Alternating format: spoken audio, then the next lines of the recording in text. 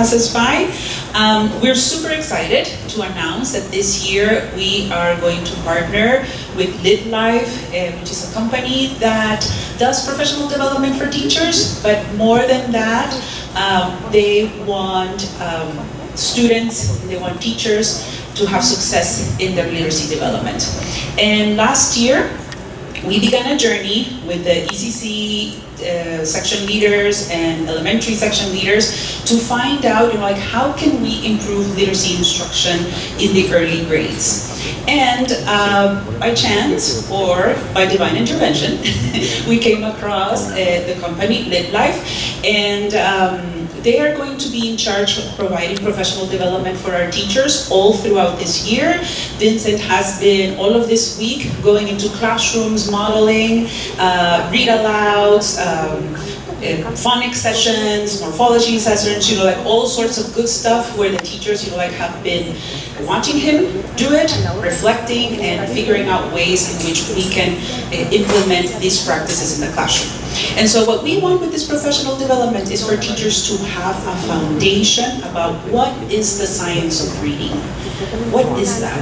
And what does the research say about how students learn how to read and how we can use that to make decisions for instruction in the classroom? How can we translate the science into the practice, right? And Vincent is going to talk a little bit about himself and his career, but I just want to tell you some of the work that he's done with curriculum across the world are countries like Colombia, Costa Rica, Cote d'Ivoire, Curacao, Ecuador, the Gambia, Guatemala, India, Kuwait, Malaysia, Mexico, Peru, Suriname, Thailand, and now Honduras. I like so. He's an international presenter, and I'll leave you now with Mr. Vince Ventura. That's quite the introduction. My name is Vincent Ventura, and just before we even start, I was laughing at Denise because she said that I've been in classrooms modeling. Not modeling, it's just meaning, in other words, I've been working with teachers, right? Working with them to think about what best practices look like. Which brings up the topic of modeling and my name. My name is Vincent Ventura, and you are very disappointed, many of you. That's why many people are not here, because you are expecting this tall Italian stallion, right? And you're like, what is this, and why is he here with this accent, right? And so my story is I was born in the Philippines. And so, as we know, Spain was a part, or Manila, the Philippines was a part of Spain at one point. And then when I was very young, I moved to Canada. So Filipino is my first language, and French is my second language, because I went to a French school. And then in the first grade, I learned English. So English is my third language. I lived in Germany for a couple of years, so German is my fourth language. And then I moved to Monterrey, Mexico, which is where I live right now. And so Spanish is my fifth language. And in Mexico, I was the curriculum director for the American school there for a number of years. And I've been working around the world, just like Denise had said, thinking about how do we, as a community, ensure that our kids can read and write, but also really actually like doing it. It's different from doing it because my mom or dad or my parents or a teacher says I have to do it, versus I do it because there's a bigger reason to that. And I think many of us have gone through a system, possibly, that we do things because we were told to do it, not because we really wanted to. And so our goal is to think about how do we find that happiness in school, right? Kind of a.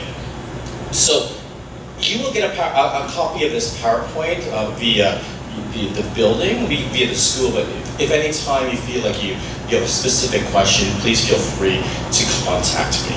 That's my contact information. So take a moment with the person next to you. If you don't have someone next to you, get closer, say hi, and answer that question. When have you, as an adult, as a person, not as a mom, not as whoever you are, when have you felt good as a reader?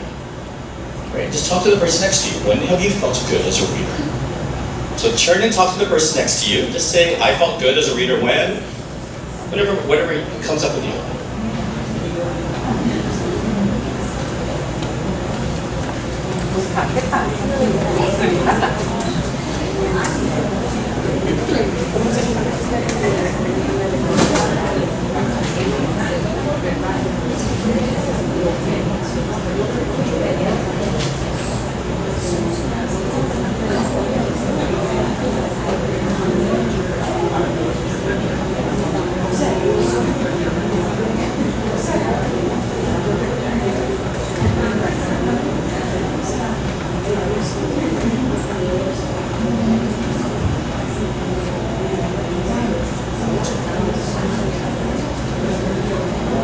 Okay, so let's take a moment right now, and if you could, who would be brave enough and share their experience of feeling good as a reader?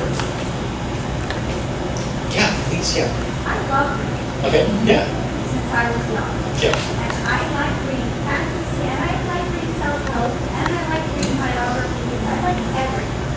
And I feel it's such a rewarding listener. Yeah. And I like being in the shoes of someone where I'm very different from them and experiencing something new. And I like to read with my kids about dragons and dinosaurs.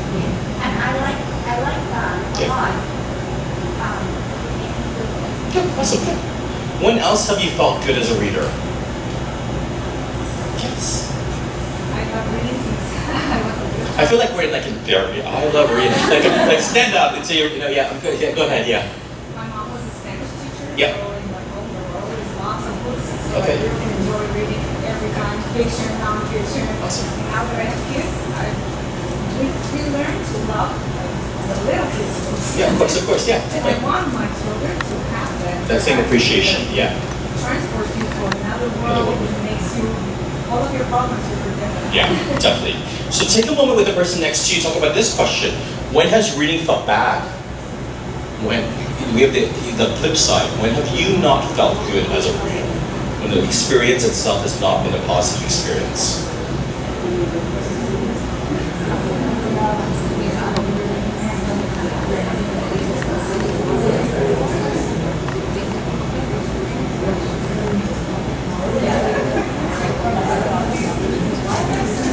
Okay, so when has reading felt bad? Can you share with, do you mind sharing? Felt bad Yeah. when, I don't know, when you're obligated to read. Yeah, I heard that a lot, when you're told to read, right? Or I when also, they obligate me to read from like a Kindle or something. Yeah, okay, Like a yeah. book. yeah, fair enough, yeah. The actual, like the text, yeah, exactly. When else have you felt good, not good as a reader? When the content isn't working for you, there's no connection to the content, right? Yeah, generally. Yeah, think about those two ideas, feeling good and feeling bad. Where have you felt good as a reader, generally? Think of the physical location. Beach. The beach, yeah, definitely, yeah. Outside, under a tree, or on the couch. Good. How about feeling bad? Where's that felt? Where's that happened sometimes? Too much noise around. School. And school. Many of us feel like, I remember having to write reports.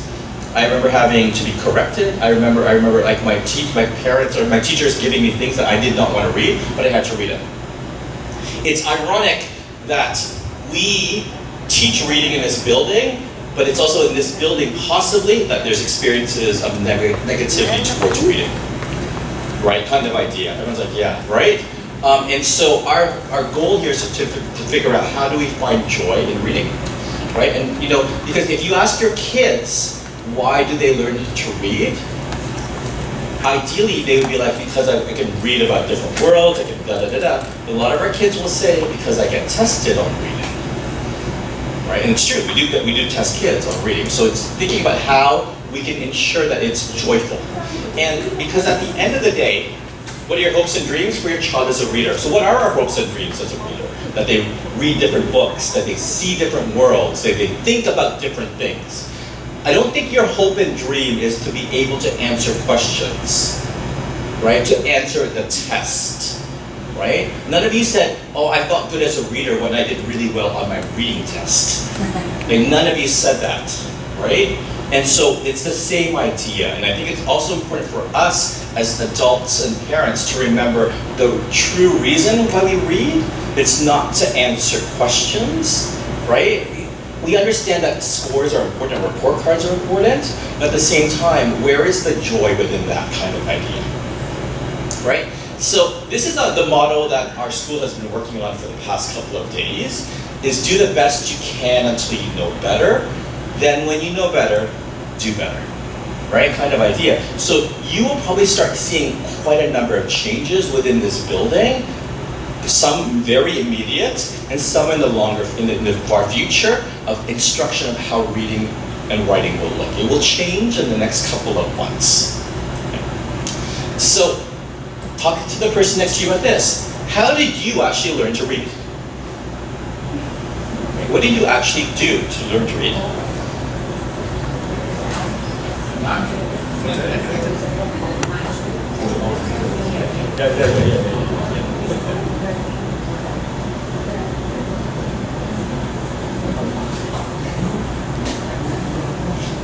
Okay, how did we learn to read? Anyone? School? What did you do? It just kind of happened at school? It just kind of happened at school, yeah. It generally does just happen. The reality is, if you can answer that question by saying, I don't remember, that means that you're quite a successful reader. For those who did not do well in reading or struggle, will tell you exactly how they learned to read. Right? Like I didn't like math, nor did I do well in math. I can tell you exactly how I had to remember the times tables. I remember writing them out. Right? That kind of, right? There you go. You get it, right? But most of us will learn to read naturally. But that's the whole idea. Right? We want to make sure that we kind of remember the joy about reading naturally. So we are incorporating something called the science of reading. And Denise had said it earlier about the science of reading. And the science of reading is not a program, right? The science of reading is research from different areas around science that's asking the big question, how do kids learn to read? Right?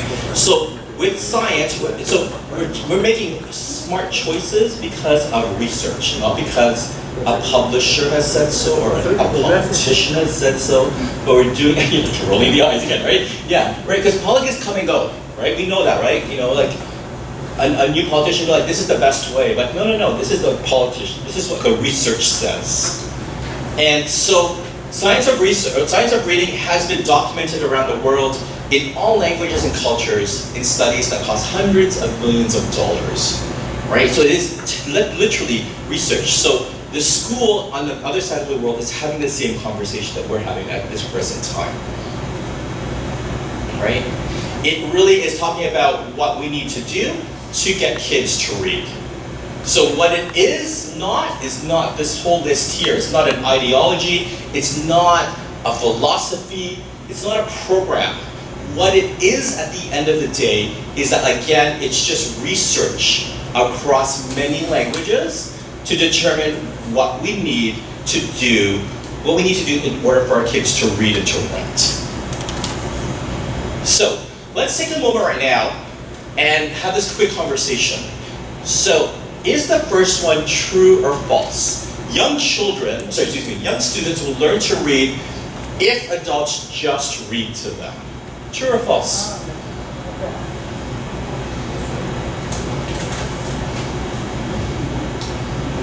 True or false? There's a 50-50 chance. Say something. Okay. Okay, go. True or false? False. True and false. Yeah, okay. Say one. Okay. False because they're working only with phonetics. They don't see the letters. Okay, yeah. So my example is I often use, I can watch Messi play soccer all day. Will I be a soccer player? No, right? So same idea.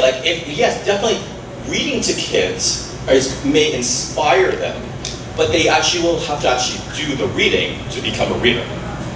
Right?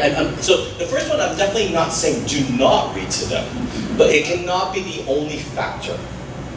Right? Kind of idea. The second one, learning the names of letters is not critical for learning to read. The names of the letters.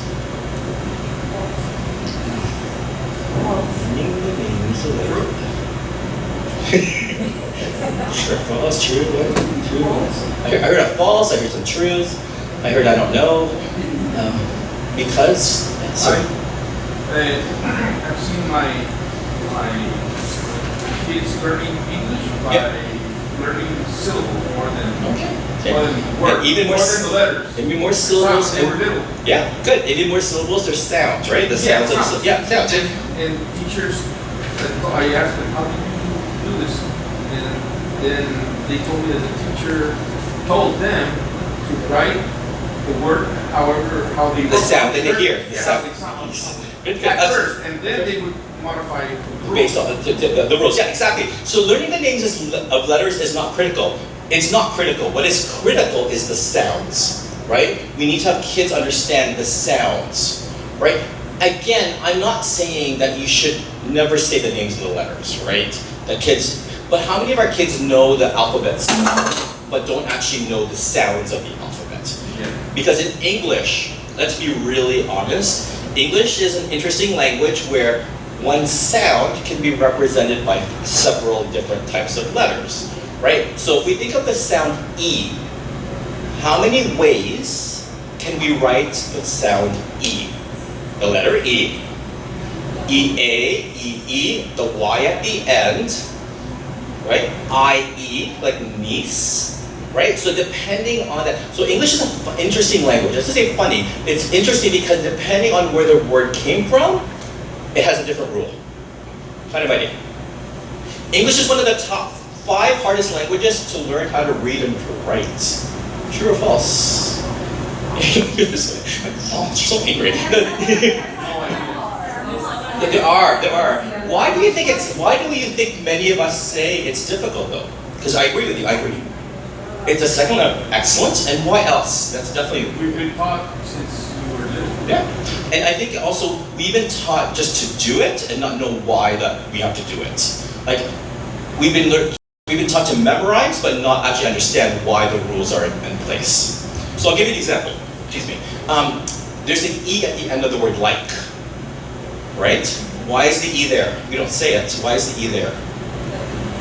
The E makes exactly excellent. Kiss your brain, so smart. Yeah, there we go. Excellent. Yeah, check mark for you. Great. So the E makes the vowel say its name, right? So how about the word little? There's a vowel at the end of that word. There's a silent E. Why is there a silent E there? We were told that's the way we write. Yeah, exactly. Right? Exactly. But there's a rule to that. Spelling. Again, there's a rule. Right? Do you see where I'm going with that? Like we've been told, and our generation has been told, versus we haven't been told why, but we just said this is how you spell it. And so that's a difference with the science of reading. It's much more like this is why versus just memorize letters. The reason why, just in case you wanted to know, every syllable, how many syllables are little? 2. Lit, till. Every syllable needs a vowel. So lit, L-I-T, the letter I is there, but till, it's only T-L. You need the E to make that into a syllable. Get that? Does that make sense? You get nothing out of this. Like, at least you get little, right? You get little, or purple. The same idea, purple. Same idea, there's an E at the end, because it can't be per, P-L cannot be a syllable by itself, without a vowel. Right? That's deep, right? Like I'm 51 years old. It took me like 50 years to figure that one out, right? Kind of idea. So this is important for us to remember. Children start low, stay low. It's just a fact, a sad fact. And I'm gonna veer off to say our kids have a slight disadvantage because English is not their first language. Right? I'm not saying they're gonna fail, but there is definitely a bit more of a challenge. Let's call it what it is, right? And of course, the benefit, it takes about 9 years for the benefits to start really showing up. At 10, 11 years old, you start seeing things kind of converging. But oftentimes, our kids, English language learners, are going to be behind a native speaker. It's not until really middle school, high school, where they literally meet, right? And so that's just how it is, right? And so our kids especially need more phonics than anyone else because they need to know the rules, right? So, what's your name, my friend? Fernando. Fernando seems like a strong reader. You seem like a strong reader, right? You're like I am. am. feel like I am. I think I am. Okay, good. Yeah. Can you do some reading for me? Would you mind doing some reading? Yeah. Excellent. Can you read that for me? There's some. I'm sure you can. There's some things up there, right? What are some things you see that you know you can recognize? Different characters. Yeah. There's also the E. There's the H. Yeah, right. So there's some a little, right? So this is what reading looks like for our earliest readers, right? Like for some people, like I see my letter, I see the E in my name in that word, right? Kind of idea, right? It's very exciting, right? When they start seeing their own letters. Okay, so obviously that's gonna be a little difficult, but let's continue on. Could you be kind enough, sir, and read this? Yeah, keep going. Yeah. The Greek thought, the men's plan, the Sid, Google, the Snappers, Geek, and Geek. Wow, you read it, right? So wow, right? So if you were, as a parent or as an adult, if your child read that, you'd be like, they can read, right? Tell me more about it. What happens in the text? Not a clue, right? Not a clue at all, right? Definitely, right? So far, we know that my friend here is a strong decoder, right? He can read the words. Like I think about myself as someone who's learning Spanish. I can read Spanish, but not necessarily understand every single thing I'm reading. Okay, so let's see how well we do here now. All right. What did the Snables do to the Mengs? They trapped. Yeah, the Snables trapped. Yeah, awesome. Good job. What happened to the Dwip? Profit. Yeah, definitely. Yeah. What kind of Boogle did the Mengs climb? The Sib. Yeah, definitely. And finally, what did the Snables eventually do? Yeah, right. Are you readers? Technically you are. You decode it and you answer questions, but you make no meaning at all, right? You have no understanding. And this is what traditional reading was like. We would read a passage, find keywords, answer them, and still not have a clue what it meant. You did that just now, right? You literally did that. You knew, for example, that tramp is probably the verb, right? And this is like, you would look at like subject, verb, predicate. You knew all that stuff, but it doesn't still make you a reader, right? And so we've gone through that system, and so we're changing that so that kids actually read and understand the text, and not just read to answer questions. So this is a big question. What does your brain actually do when you read? So turn and talk to the person next to you. What does your brain physically do? Turn to your lovely partner. I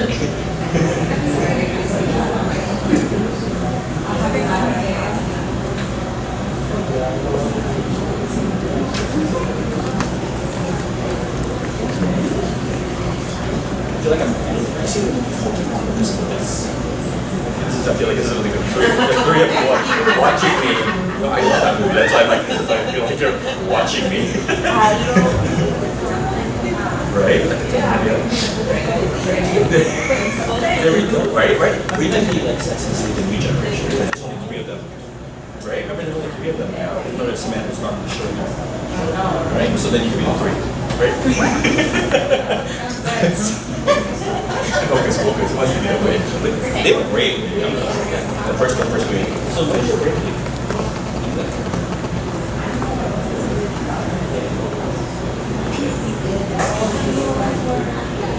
You're so deep. I don't want to say anything, right? It's kind of make it leave, right? Okay, yeah. Okay, so what does our brain do when we read? So this is the part of science of reading. So your teachers have a deeper understanding. First of all, what side of our brain does the reading?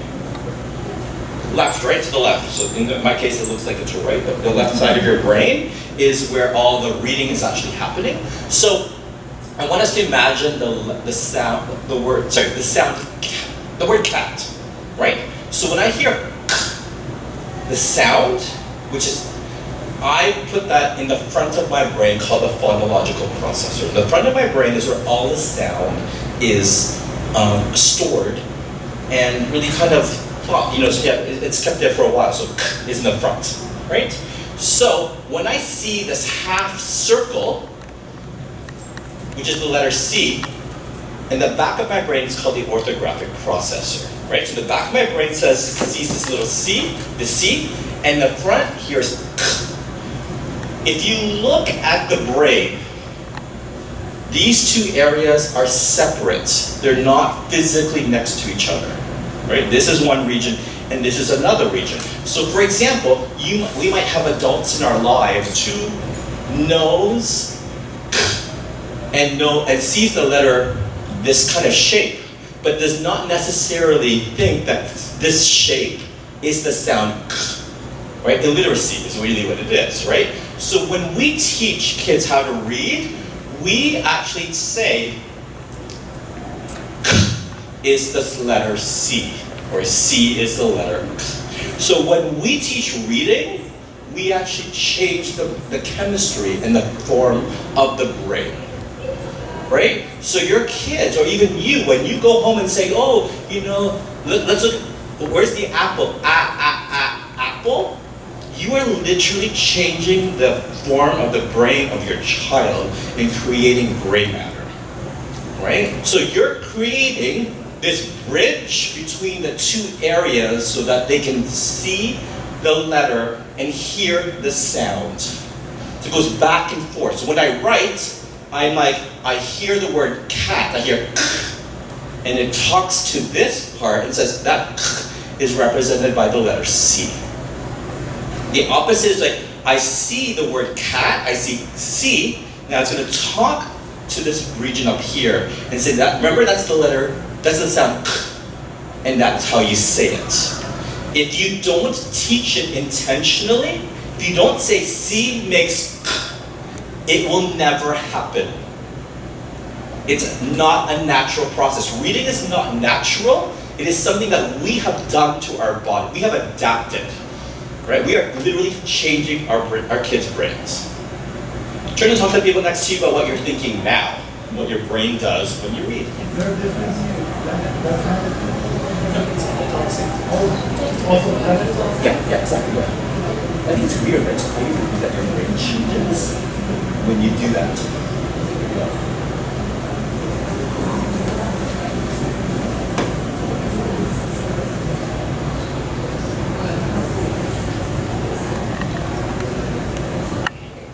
Okay, so does that make sense? Like, I think for us, and I think when I learned that, I think it's quite cool, right? We do it naturally now, but think about what's happening with our children's brains. That's why it's exhausting for many of our kids to read, because they're literally growing.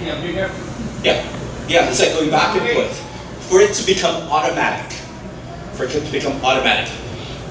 Right? So, sorry, that page.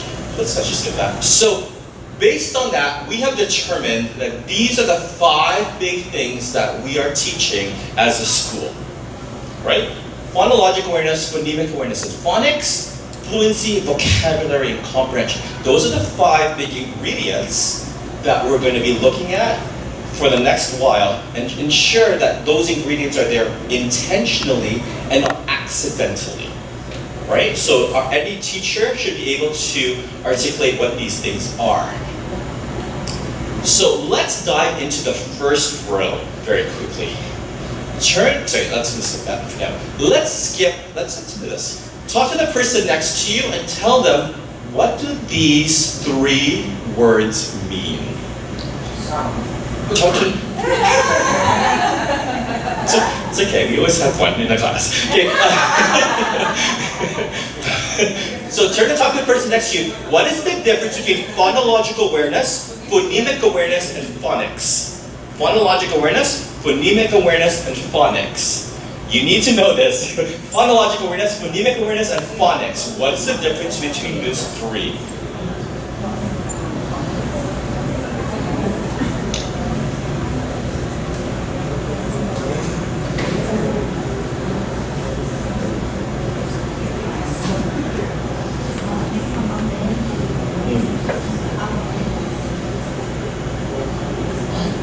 Okay, so what is Fernando? What is phonological awareness? To be aware of how things sound. Okay. The words. Okay. What is phonemic awareness? To be aware We're conscious Nice. about how. Of phonemes, right? Yeah, whatever that means. No, fully. Sound of words. Okay, what is phonics then?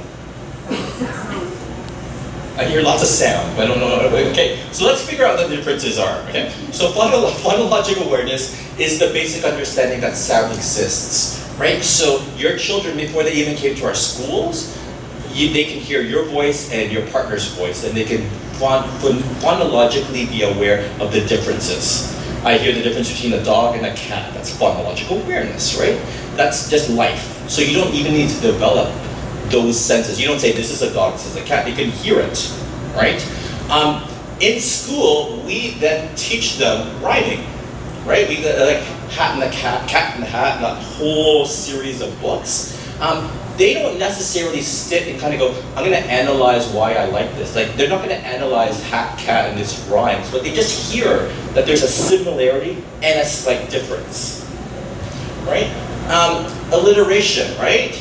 You know, like, for example, like Funny Fernando, right? Like, right, there we go, right? They don't know why they like that sound, but they can like, that sounds a little similar, but sounds a little different. In phonological awareness, we also teach kids that sentences are made up of words. Like, we take this for granted, but I am hungry, 3 words. We know it's 3 words because we can almost visualize the words, but kids don't know that. You actually said it? That we understand that words are made out of syllables. Our favorite one is like, clap your name, like Vincent, and you kind of do that stuff. And then you also start to understand that phonemic awareness is under the umbrella of phonological awareness, right? So we have phonological awareness that sound exists, and phonemic awareness is the idea that phonemes, or little bits of sound, make words. So let's think about the word cat. What are the 3 sounds that make up cat? Cat, right? That those little sounds, and if you manipulate those sounds, you can also end up with the word act. The same sounds can be manipulated again to tack, right? Or let's think of the word sheep, and you know, bad sheep. How many sounds are in sheep? Shh. Sheep, 3 sounds, even though in English, there are 5 letters. Right? That's very tough for kids, right, to understand that idea, right? So phonemic awareness these are the 4 big skills that we're going to be looking at in a moment of you know what kids need. And finally, phonics. What's phonics then? The sound related to it. Yes, you got it. Sounds and letters. The sound B is represented by the letter B. B is B, or B is B. Opposite, back and forth, right? Kind of idea. So, based on that, take a moment with the person next to you, talk about what is the difference between phonological awareness, phonemic, or phonics. What's the difference between those 2? Well, Phonics is easy. It's the letters. As I just said.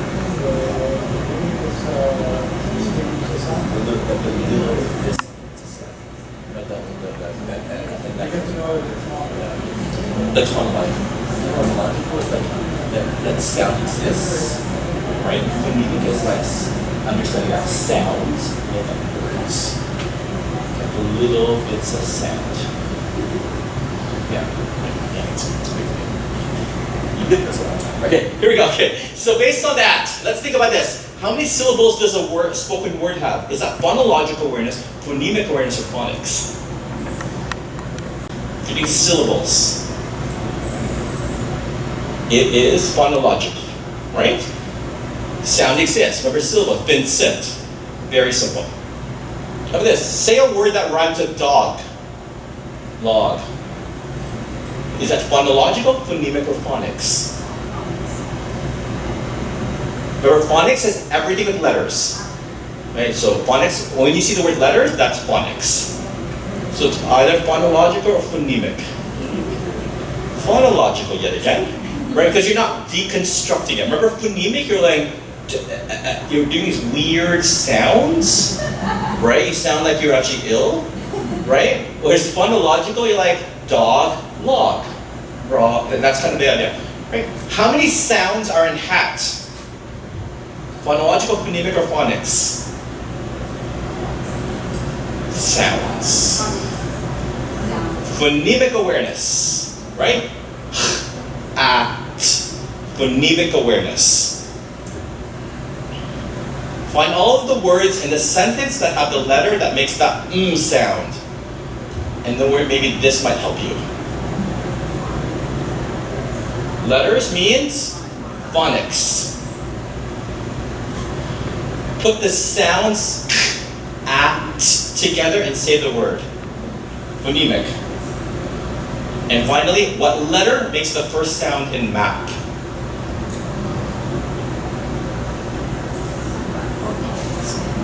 Phonics, right? Because it's about letters, right? So the scary thing is to think that we kind of struggled ourselves figuring this out. Nursery pre-kinder has to have all phonological and phonemic before they leave, right? All that phonological phonemic stuff happens in schools, in nursery and pre-kinder, and continues in first up to second. First and second, so kinder, first and second does phonics, right? So all that stuff that you just did, your kids know how to do it, right? Which is quite cool to think about it, right? Kind of idea. So, something to think about here, children who fall behind in reading, in first grade reading, have a 1 in 8 chance of ever catching up. And phonemic awareness is the single best predictor of reading success. Phonemic awareness, it's like all those kind of funny sounds. So very quickly, let's talk about this. Why must we read with our children? Why do you read to your kids? You're going to talk to the person next to you.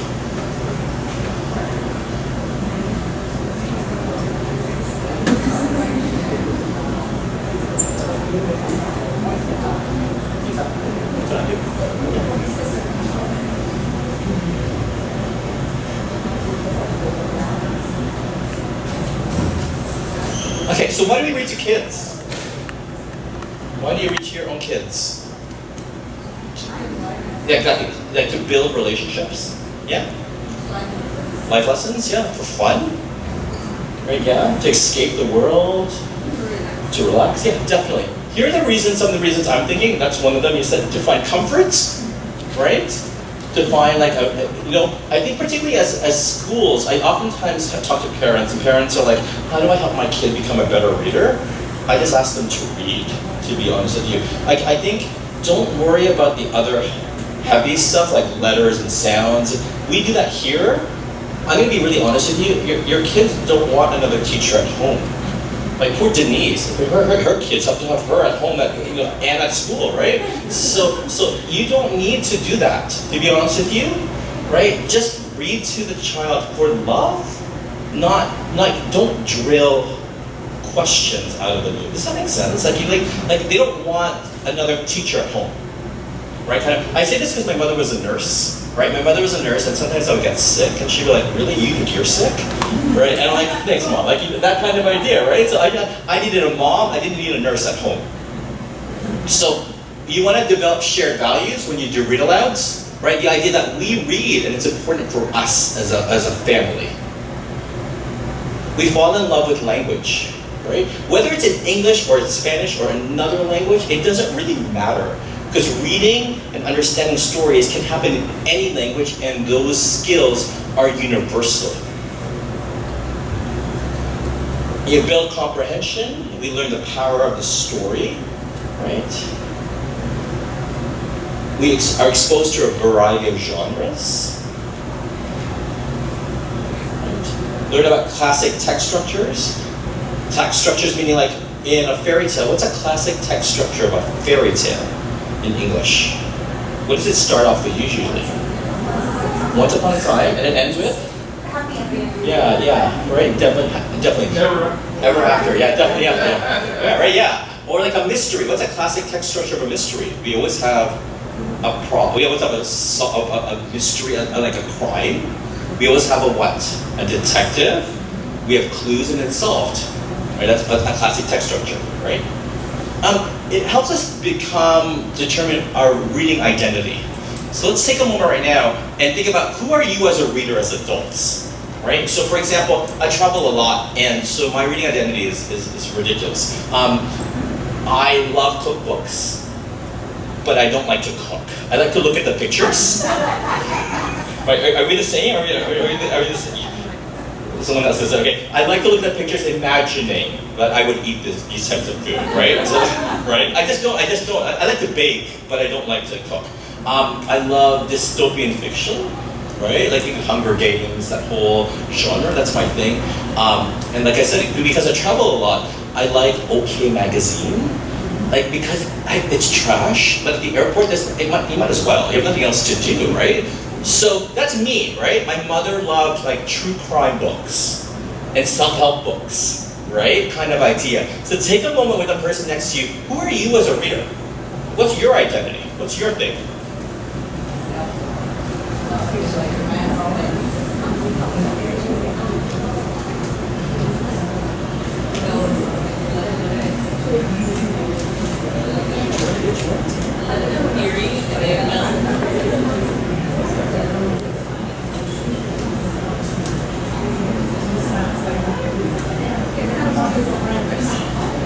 All right, so who are some of the readers in our space? What do you like to read, sir? Oh, good for you. Good. Oh, good. That's awesome. That's your. Do you still get the magazine, or do you do it online? So do I. I'm a paper kind of, yeah. So we have National Geographic. Excellent. Who else? What else kind of readers are in this room? Yesterday we had the same conversation with teachers. They were embarrassed. They like Daniel Steele, like Harlequin romance. Right? She said like, that's me. Okay, that's me. Yeah, definitely. It doesn't matter. I mean, I'm not going to promote reading that out loud to your kid, but you know, hey, whatever. To each his own. Other types of readers we have. Yeah, sure. Adventure. I love it. Yeah, definitely. Yeah, definitely. I don't do well with mysteries because it's too stressful. Like, we're friends. We're friends. Okay. Okay. Science fiction, not your thing. It helps us build self-critical thinking skills. And I think this is the one, and you said it actually earlier. It helps us visit many worlds and hear many voices. And when I talk about many worlds, I don't necessarily mean like science fiction. I mean, maybe the world across the street from where I live, right? Maybe my neighbor is another world.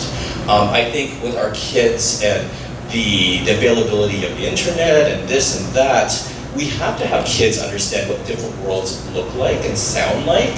And we also have to have them understand the different voices that are out there. I say this because I went to a Catholic school when I was very young. And I thought everyone who was not Catholic had an issue. Because we just lived in this little bubble, right? And let's be honest, we are in a bubble right now, a beautiful bubble, right? But the reality is that we have to make sure that they understand what else is outside this beautiful bubble called San Pedro, right? Kind of idea. So, something I want you to think about here, I'm going to read a story for us very quickly called Stephanie's Ponytail. Stephanie's Ponytail was actually written by someone called Robert Munsch. And he wrote, I Love You Forever. I Love You Forever. And this is the book itself, Stephanie's Ponytail. So I'm going to ask for some help if you don't mind. I'm going to ask for some help in a bit. I'm going to ask you to turn this slide because I can't do two of these at the same time. It's Stephanie's Ponytail. And so very quickly, it's by Robert Munsch.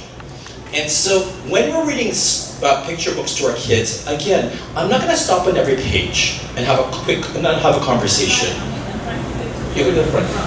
There we go. One more. There, other way. You're going the other way. You're going the wrong way. You're just telling them the whole story. That's good. Thanks for sharing that with me. Okay. All right. Keep going. Other way. There. One more. One more. There we go. Wow. Okay. Wow. Okay. Have you ever been to the movies where you sat next to someone and that person asks a question every 3 seconds? Yeah, right? Yeah, we do that sometimes when we read to kids. We ask questions every 3 minutes. Like, did you see what just happened? And you're like, of course I did. I'm sitting right next to you, right? Do not kill the book, right? It's supposed to be, like you said, it's about building relationships. It's not about quizzing them, like, what's the problem? What's the solution? Tell me what, like, don't do that. Like, do you do that yourself as, like, if you're your partner? So tell me about the book you just read. Tell me the problem, the solution. Like, how ridiculous is that, right? So Just don't do it. So Stephanie's ponytail by Robert Munch. Right, so this is the picture, same thing. Okay. One day, Stephanie went to school. One day, Stephanie went to her mom and said, "None of the kids in my class have a ponytail. I want a nice ponytail coming out the back." So Stephanie's mom gave her a nice ponytail coming out the back. When Stephanie went to school, the other kids saw her and said, "Ugly, ugly, very ugly." And Stephanie said, "It's my ponytail, and I like it." Right? So let's actually act that out. Let's be the mean kids and say ugly. Ready?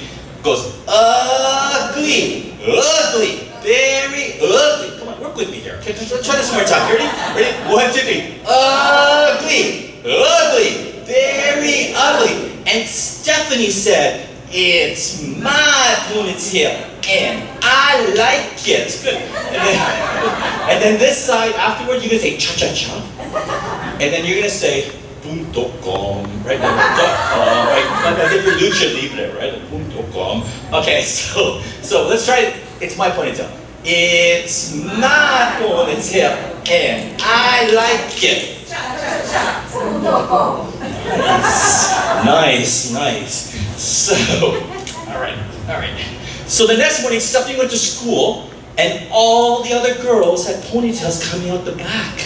Stephanie looked at them and said, "You are a bunch of brainless copycats. You do whatever I do." The next morning, the mom said, "Stephanie, do you want a ponytail coming out the back?" She said, "Well, then that's that. There are no other places you can do ponytails." "Yes, there is. I want one coming out the side, just above my ear." "Are you sure this is what you want?" And Stephanie said, so Stephanie's mom gave her a nice ponytail coming out just above her ear. When she went to school the next day, the other kids saw her and said, "Ugly, ugly, very ugly." And Stephanie said, "It's my ponytail, and I like it." I was looking at the kid eating the banana. Definitely. The next morning when Stephanie came to school, all the girls and even some of the boys had ponytails coming out just above their ears. So if we look at the illustration, we can see like the boys and all the girls. So I'm going to just talk to you as an adult. So I use the word illustrations instead of pictures, right? So I'm trying to elevate our kids' thinking, illustrations, right? So if we look at the characters of the story, right? That's just helping them just give a bit of vocabulary. Okay, so we have poor Stephanie there. So the next morning, Stephanie's mom said, "Do you want a ponytail coming out the back?" She said, "No." "The side?" "No." "Then that's that. There are no other places you can do ponytails." "Yes, there is. I want one coming out the top of my head like a tree." "Are you sure this is what you want?" And Stephanie said, "Yes." So Stephanie's mom gave her a ponytail coming out the top of her head like a tree. So when Stephanie went to school, the other kids saw her and said, "Ugly, ugly, very ugly." And Stephanie said, "It's my ponytail, and I like it." Nice. Good comeback. All right, the next day, all of the girls and all of the boys had ponytails coming out the top. It looked like broccoli was growing out of their heads. If you look really closely at the illustration, you might notice that besides the boys, besides the girls, there are some other characters, animals here, yeah. And also, if you look at the trees look a little funny, right? Yeah, the birds, and also the trees on the side there, yeah, definitely. All right. So the next day, all the girls say, okay. The next morning, the mom said, "Stephanie, do you want a ponytail coming out the back?" And she said, "The side, above your head." "Well, that's that. There are no other places you can do ponytails." "Yes, there is. I want one coming out the front and hanging down in front of my nose." "But nobody will know if you're coming or going," said Stephanie's mom. "Are you sure this is what you want?" And Stephanie said, So Stephanie's mom gave her a nice ponytail coming out the front. On the way to school, she bumped into 4 trees, she bumped into 3 cars, she into 2 houses, and into 1 principal. When she finally got to school, the other kids saw her and said, ugly, ugly, very ugly. And Stephanie said, it's my ponytail and I like it. Excellent. Right. The next day, all of the girls and all of the boys, and even the teacher had ponytails coming out the front and hanging down in front of their noses. None of them could see where they were going. They bumped into the desks, they bumped into the walls, and by mistake, 3 girls went into the boys' bathroom. Stephanie yelled, you are a bunch of brainless copycats. You do whatever I do. When I come tomorrow, I am going to have shaved my head. Tell the person next to you what will happen on the next page. What will happen on the next page? She says, I'm going to shave my head. What's going to happen? The ball, very young ball. Everyone? Just leave it there. Just leave it there. Just leave it there. Thanks. You're a great tech. You're great tech help. Great, Denise. Thanks for helping me. All right. The first person to come was here we go. The first person to come the next day was the teacher. She had shaved her head and she was bald. The next to come were the boys. They had shaved their heads and they were bald. The next to come were the girls. They had shaved their heads and they were bald. The last person to come, thanks Denise, was Stephanie, and she had a nice little ponytail coming right out the back. And then we have one last picture. Yeah. And then there's Stephanie, right? And then we have like, obviously the principal lost, right? Like what's happening kind of idea, right? Yeah, definitely. I think so. Still a little delayed, a little behind, right? So let's take a moment just before we head out. What are some things that you noticed when I was reading the story? Interactive, yeah. But not asking you all these like, so now tell me what happened. What was the problem? What was the solution? It was just getting you to be a part of the story. Do you think I read the book before I actually read it to you? Yeah, right? So that's a little tip. Like, just take a quick read of it, because sometimes you're like, oh, where's the story going? Have you ever done that? Where you're like, this is not the best book. And you're like, now what do I do, right? So that kind of idea. Also, you may have noticed, I was not reading the words. I was telling the story. So you are in charge of what's on this page. You can literally just make reference to the words that are here and make the story come to life. That cha cha cha, boom boom boom, and all that stuff is not here on this book. That's obviously not there. I made that up because I know culturally that works for us, right? So the idea of read aloud is to really use this as an inspiration for you to tell stories and build relationships and find love of reading. It's not to get them like, look, let's read together, let's look at every single word. That's not the purpose of this. It's to enjoy story. Does that make sense? And so that's my biggest invitation is use the library that's in this building to read to your kids. It can be English or in Spanish. It does not have to be always academic. And it does not also have to be always a story. It could be National Geographic, it could be, a magazine, an article. It could be anything that your child and you are interested in. Right? The reality is I don't read books as often as I read, let's be honest, like Facebook or TikTok, all that stuff. And it doesn't mean, it means I can read different types of things to my kid and still find joy within that. Okay? So my invitation for us is to remember that this year is a year of transition. This year is a year of our teachers are figuring out the science of reading. Not even our teachers, but the world is figuring it out. Right? So you will see some changes like what's happening. Denise and her team are very skilled at telling you, they're going to tell you what's happening and why.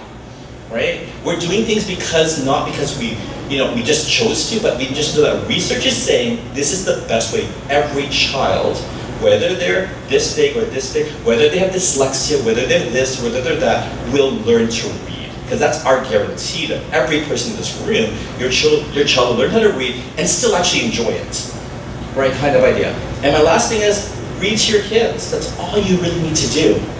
And give the other hard stuff to Denise. Make her do the work, right? Kind of idea. All right? So on that happy note, I do want to say thanks so much for hanging out with me. Before I go, this is obviously Laura. Laura, can you just a quick spiel about the library very quickly? Well, I love what Vincent said, and every parent in here, you have your own account. So you can take out as many books as you want to take care of and keep up with and read before you come back for your next visit. So please feel free to stop by the library in the ECC. I just saw Miss Elisa and the library here. We do ask you to do it before and after school because during the school hours, we want to give our main attention to the students. And it's hard when your parents come in and they want to check out books at the same time. So please come before or after school, but please come in and just read. I love everything that Vincent said, and it's so true. Put the work on us, the hard work is on Denise, but just read for fun and read what you feel comfortable with in Spanish, English, whatever. All right, thanks everyone. Have a great afternoon. Thanks for hanging out with me. Thank you so much. We have some treats before you leave. Stop by.